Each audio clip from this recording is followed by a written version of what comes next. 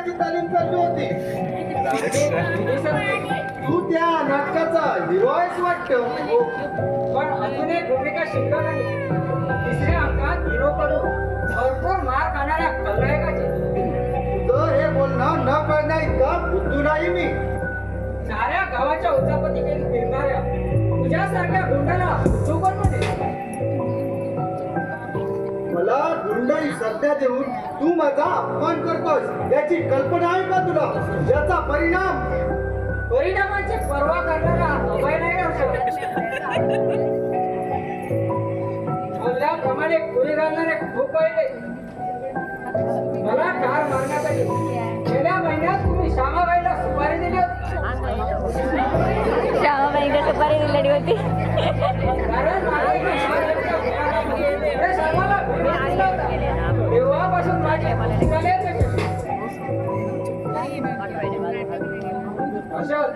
पण एक लक्षात ठेव, सगळीच कामं काही पैशाच्या जोरावर होत नसतात. एवढं मात्र कायम झाला ठेव. आमच्यावर खोटे आरोप करतोस तू. आम्ही नाही ओळखत कुठल्या श्यामाबाईला.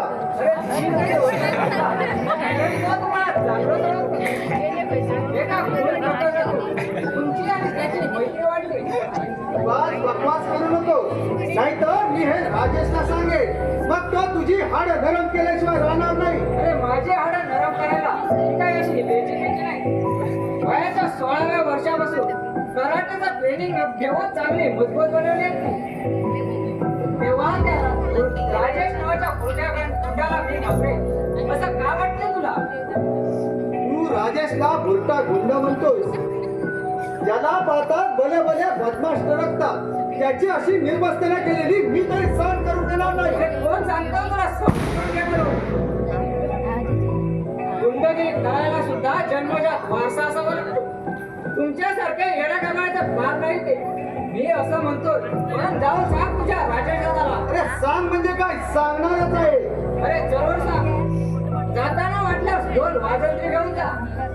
अभय, तुझा तो जास्त सुटत चाललाय.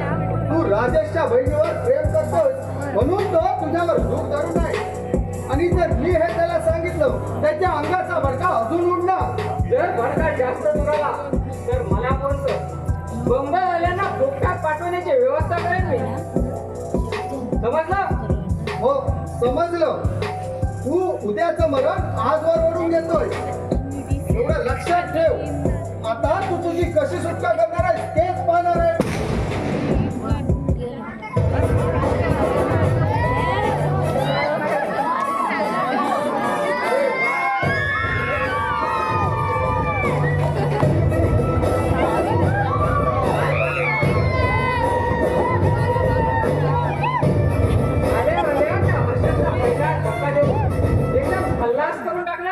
अरे अजून गल्लास कुठं केलाय त्याला? हे तर नुकते सुरुवात आहे. त्याच्या रॉयल क्लब पासूनच माझ्या कामाचा श्री गणेशा करणार आहे बघ. कल्पना चांगली आहे. नाशिकची हवा तुला चांगलीच वाढवलेली दिसते.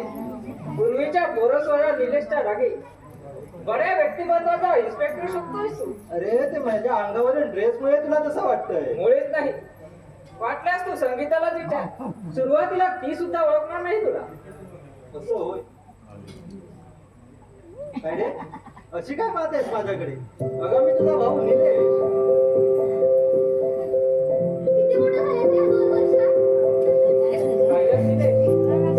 मी तुला सांगितलं होतं की नाही? ही तुला अगोदर ओळखणार सुद्धा नाही.